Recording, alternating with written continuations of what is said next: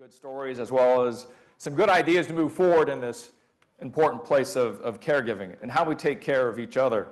And yeah, usually I don't talk about this stuff, at least in my day job, so I thought I'd share a little bit of why I am talking about it and why at work sometimes folks will wonder why I am doing it, because it doesn't seem to quite fit the portfolio, if you will, of a typical news anchor and journalist at NBC News or MSNBC or any place.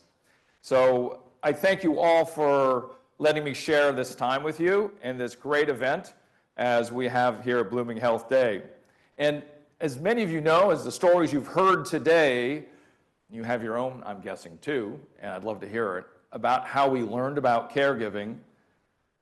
I'm going to share how that started, and it actually keys into a conversation that I remember having with my father probably now about 15 or 16 years ago. It's also how I got into journalism at that time. And the first job interview I ever had was at CNN here in the United States. And I had to fly in from Singapore because I was at that time working at Citibank and I was changing careers. That's a whole other story. And the way it works in our business, any news anchors or on-air folks in here?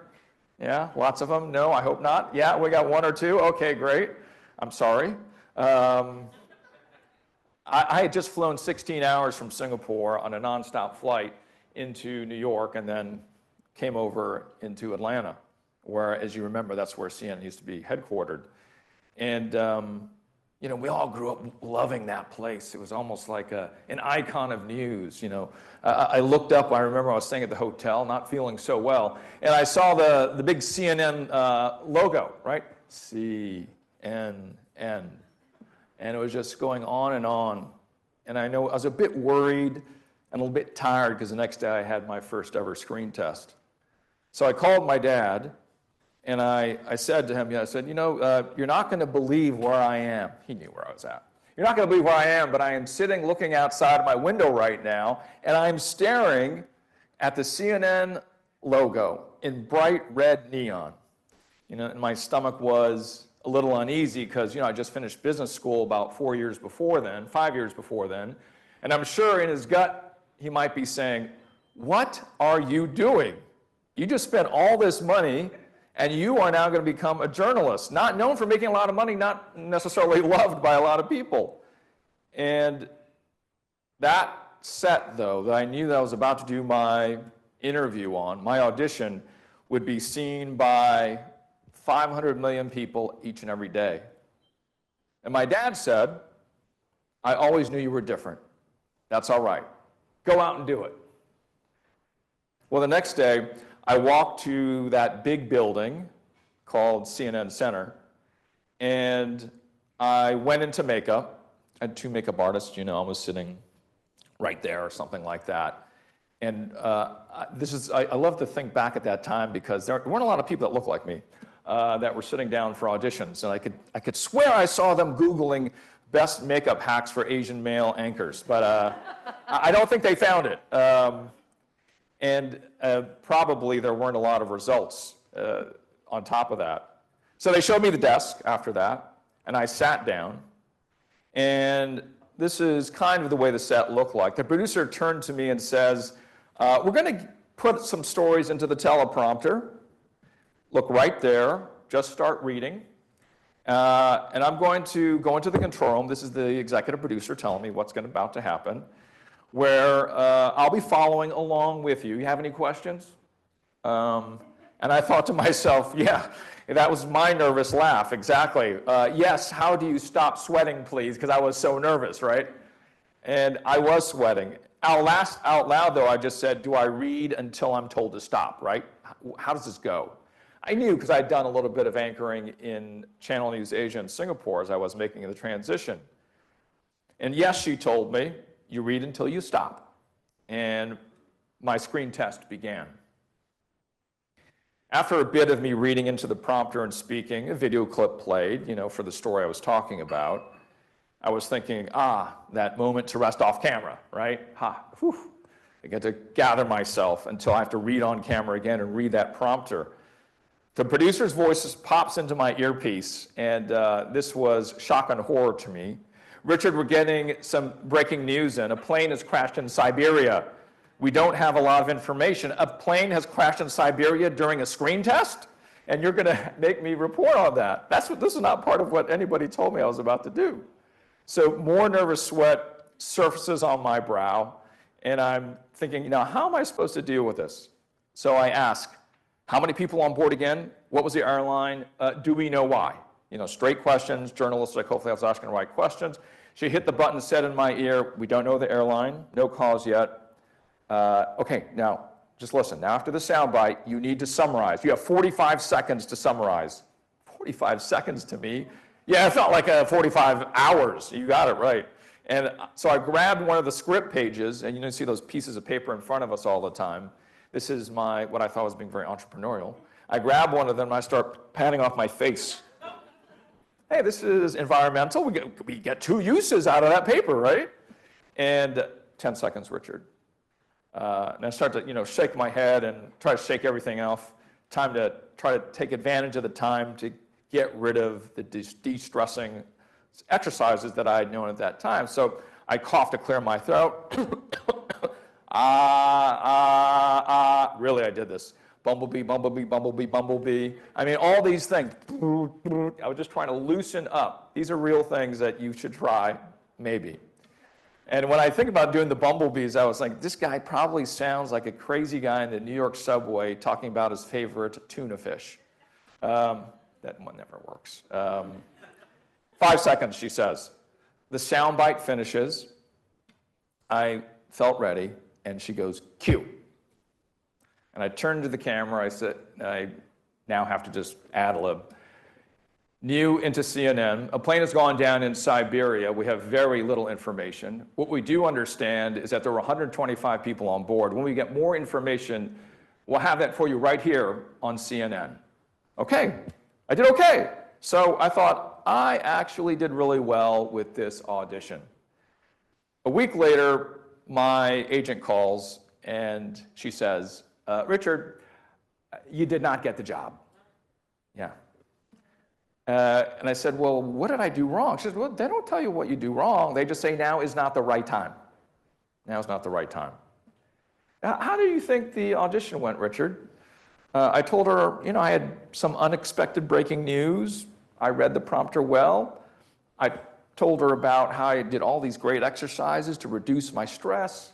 That, when the camera was on, I was very good and think I got it done. I was proactive and innovative, right, to get through this, because they didn't tell me they were going to have the breaking news.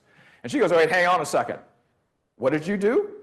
I said, well, the video clip was up, and I blah, blah, blah, blah. I was doing all those things. Got the sweat off. I looked good when the camera was on. And she said, oh, I know why you didn't get the job. Richard, it's not what the executive producer was watching on camera. It's what you were doing off camera. But I was like, I was not on camera. I was off camera. Well, you're always on, she said. You are always on, Richard, even when you are off camera. And I took that to heart.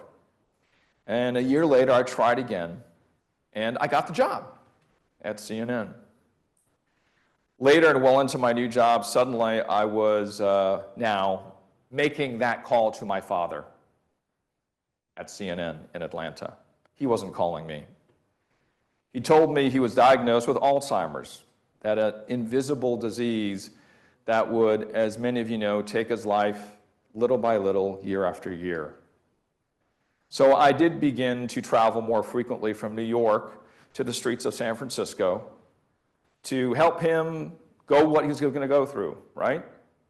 That's not too far from where I grew up, about 2 blocks. And I would travel that 3,000 miles 3 times a month from here to San Francisco. None of us like that trip any day. It's a tough one. But here I was doing it 3 times a month. I was starting to struggle to keep up with my job that I had loved so much. And I was wondering, as I was helping him and my mother, was I giving them the support they needed? But I really wanted to. And I started asking, how would I keep my job and also fulfill my responsibilities as his son? My dad's condition was horrible for him. He was, it was taxing for my mother. It was awful for my siblings. And for me, it felt like a double loss. I was losing my dad, and to help him, I'd potentially have to give up a career that he was so proud of me getting. Now, when faced with the decision to help my dad in this slow-moving battle that he was in, it boiled down to this in my mind. Should I deny myself and sacrifice my career for someone who may not even know that I'm doing that? And I was really tempted to keep my long-fought job. And the other option seemed unfair and too difficult emotionally and even unhealthy. A struggle, I thought, that was of being too selfish versus being too selfless. A couple months after my dad's Alzheimer's diagnosis, I took that deep breath and I walked into my boss's office, and I thought it was to have the conversation that would say goodbye to my career, because there are no part-time news anchors, as you might know. It is a 25-hour-a-day, 8-day-a-week job, and I could have been leaving it all behind. I sat down with my boss, Yvette Miley, and I told Yvette, she wasn't smiling when I was walking in, my father is not well. I think I may need to spend more time flying from New York to California to help to care for him. Yvette sat up in her chair, looked me in the eye, as she always does as a great journalist, and she lets down her glasses a little bit, listening for the facts. And to be honest, let's face it, not a lot of us journalists ask for less on-air time, right? That's just not what we do. We want to be on TV more. Yvette shared with me saying, I understand, Richard. I'm taking care of my mom in Florida. She was also the long-distance caregiver I was, and I wanted to be. And I was like, what?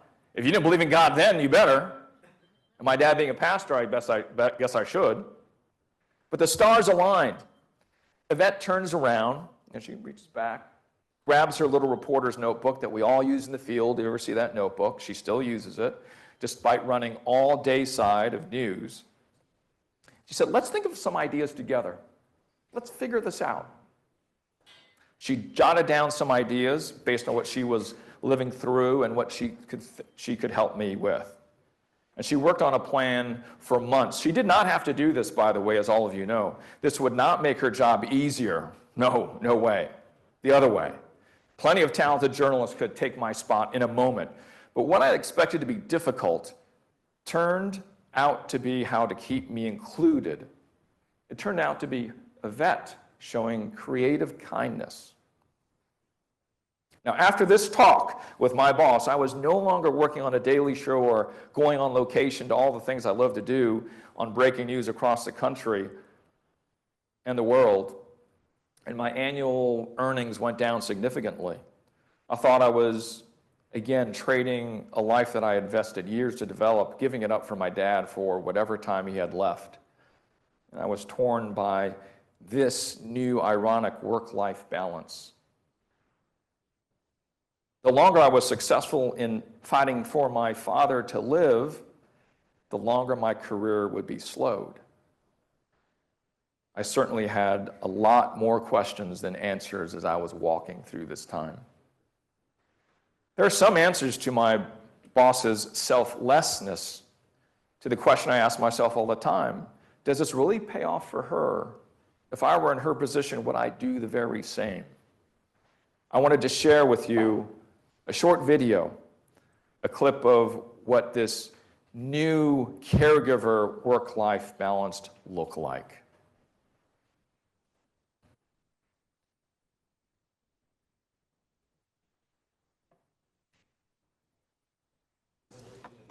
If you want to be working in my profession, you do not ask, to work fewer days. You do not ask to be on TV less.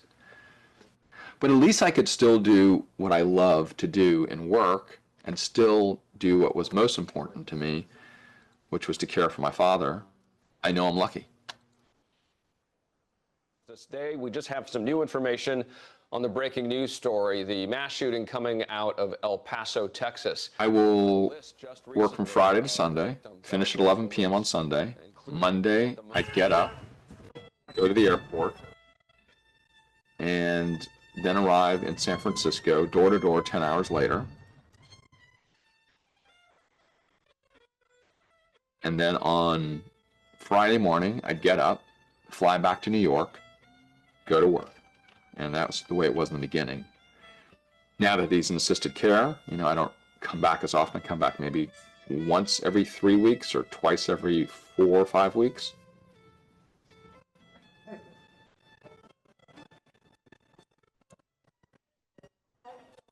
I feel guilty. Have I been visiting enough? Is he upset with me? Hey there, young fella. How are you? I'm Richard, your son. See, Richard, your son. Yeah? Got it? Thank you. You look good too. Okay, here we go.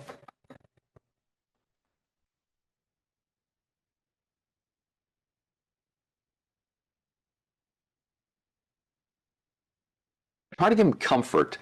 I'm there to do the best can be done.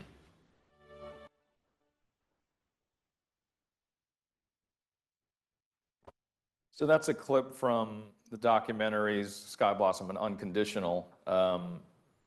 As we were following my father's journey, his Alzheimer's advanced over time, and the trips to the market turned to trips taking him to the hospital. That first picture I showed earlier was us actually going to buy a donut and a sandwich and go to the market and buy some oranges. And it turned to trips like that instead. He began to choke on food. He had pneumonia. I would sit with him, in the ambulance going to the ER to tell the doctors his medical resume the best that I could.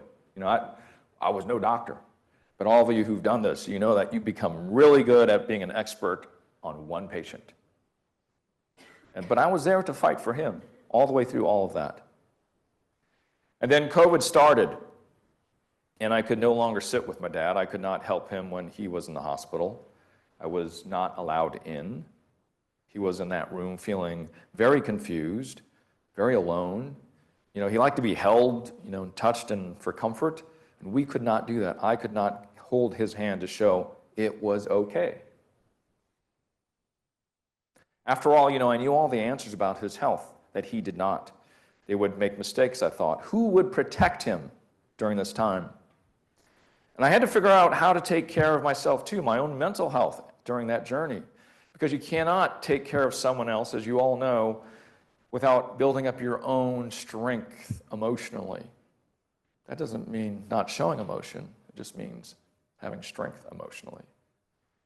And as I have said and learned since, mental health is not what we think it is, the way we talk about it in culture. It is not only the polar extremes that often we so simply will express it.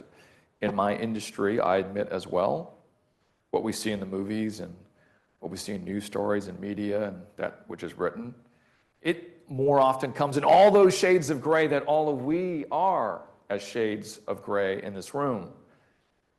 A young student, as I was talking about mental health, about 30, it was a seminar, she stood up in the back and she was the last question of the session, and she raised her hand. She goes, why are we talking about on our mental health days as mental health as something that is negative?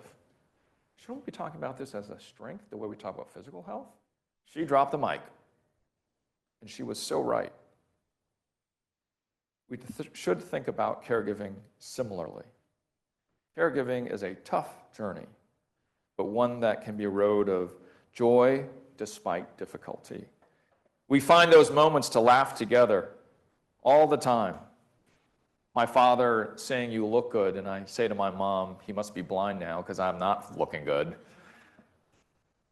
A year ago, my dad passed. He left me certainly with more than I gave him. Now, not too long after my father passed, I remember my boss, Yvette, again. She reached out. We hadn't touched base in a while. And she dropped me this note. She just said, "Hey, how you doing? Are you okay?" Right? Out of the blue. And I wrote this back to her, work email here. My dad went home over the holidays right after Christmas. He being a pastor, this was always a special time to celebrate, December 25th. And he did one last time with his family. You, meaning Yvette, gave me 7 years of being able to care for him, and because of that, many times I could be there to fight for him along the way. In one way, you gave him more years of life because I was there to help make some crucial decisions that kept him alive.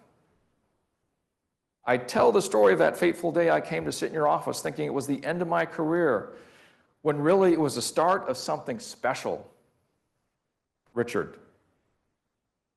That was the first email I wrote sharing that my dad had passed. And this is my work in news. We don't do this. I didn't expect Yvette to reply, but she did.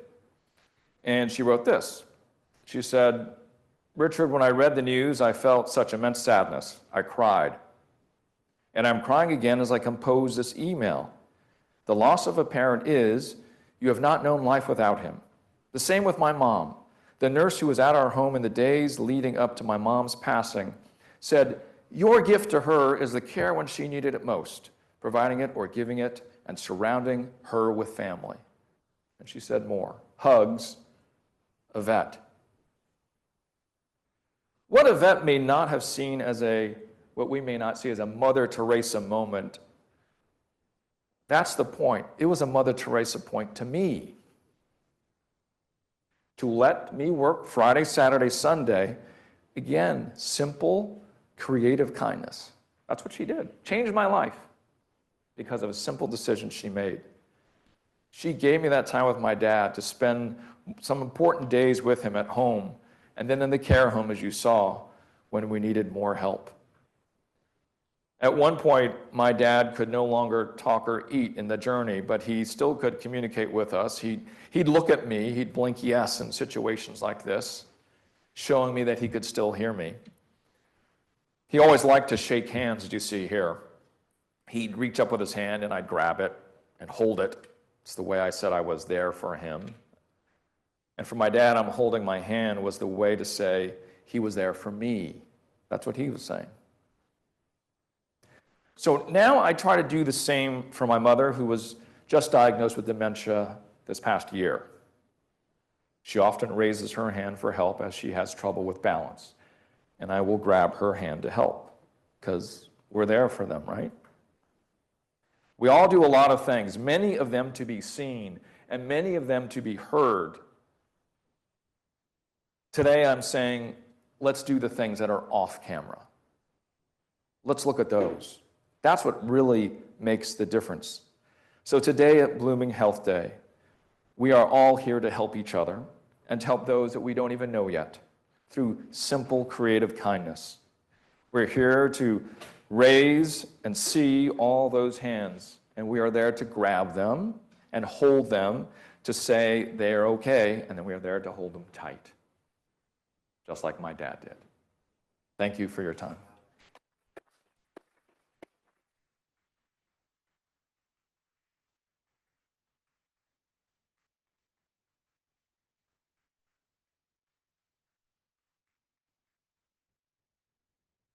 Richard, thank you. That's a beautiful story. So many of us can relate. I'm wondering if you'd be open to a few questions from the audience. Sure.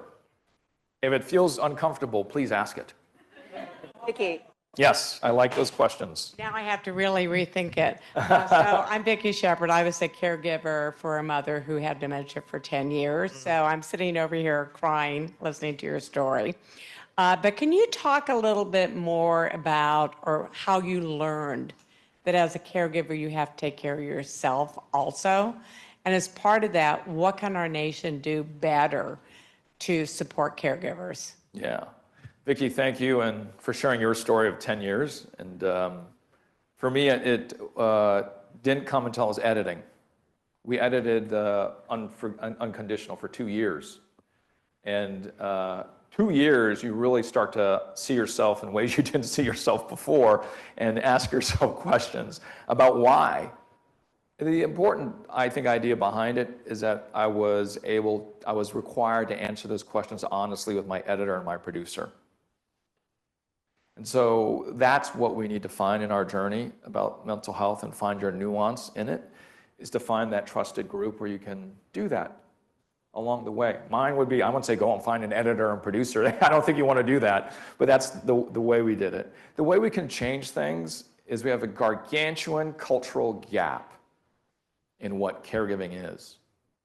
So the market for new ideas, new businesses, new services, new NGOs, new CBOs is struggling when you have a cultural gap that's that gargantuan. Caregiving, for instance, is altogether negative. No, it's joy despite difficulty. Caregiving is for people my age. No, it's not. There are 25 million millennial and younger, 5 million children 17 and younger, 5 million students that are doing this today. This is not what we think it is. That's what we have to address. Putting on my business hat, it's tough to walk into an investor meeting or to the board and say, we got to fix the cultural gap in a market. Can you imagine hearing that? But that's the reality. Especially you, all of you being participants in this space, you know that when you go out and you bring up this topic, it's like, what does that mean? The film that I was talking about was first called Hidden Wounds. We did not want that name. That's not what we were trying to say. Because that's what the assumption is, right? We were unconditional was what we were trying to say. Last question. Yeah, thank you so much, Richard. I just wanted to thank you for sharing your story with us. I come from the experience of providing care to a loved one. We lost that loved one 2 months ago, and we went through all the cycles that you talked about. Let me ask the people in the room, how many of you identify as at some point of your time providing care to a loved one, if you can raise your hand? So it's almost everyone, right? So everybody goes through this experience. And one of the key pain points I personally experienced was the guilt that you mentioned in that video. Because providing care to a loved one doesn't come very pre-planned. We're just talking about this last night. When you want to have a child, typically you plan for it and prepare your life for it. By the time your mom or dad gets diagnosed with something serious, is not planned. And it immediately kind of interrupts with your professional life, the personal life you've been planning for, etc. I was going to ask, how did you deal with that guilt? And then how did you made yourself feel better for the works and the efforts you actually did, which you've done amazing, by the way. Thanks, Nima. I knew that guilt's a human reaction. I've started to accept the fact that guilt will always be there, but I didn't want to stay in just one part of the humanity that we all have, right? That's not all that my dad or my mom or my family was saying to me, like, you need to stay in the guilt space. No, but don't ignore it. But there are other parts of the way we were going to walk forward together that in ways we didn't want to. So I took that realization and then started to manifest it and actuate it in the ways that I knew that make us human, that we enjoy doing every day. As I report on stories of great disaster and catastrophe in our country and around the world, that taught me that I've seen the most courageous, magnanimous, dynamic people in the worst situations that you have ever seen. And so I knew as we were going through this difficult time, through guilt and through talking about life and death every week or two, that we also couldn't forget that we had to live in order to be able to go through this. So it's not, we could not stop living. And as all of you know, the Rosalynn Carter Institute for Caregiving, there's 4 types of us. We're a caregiver, are a caregiver, will be a caregiver, or receive care. And I think we should do that with a hat on that says, well, that's great. Let's really bring attention. We do a really good job when we arrive. We do not do a good job of gathering for when we leave. Everybody looks away. We must gather for the way we leave, because it's just as important as the way we arrived. And I think that reality and what we can do will make this entire journey more understandable. So thank you so much for doing this to the Blooming Health team. Thanks.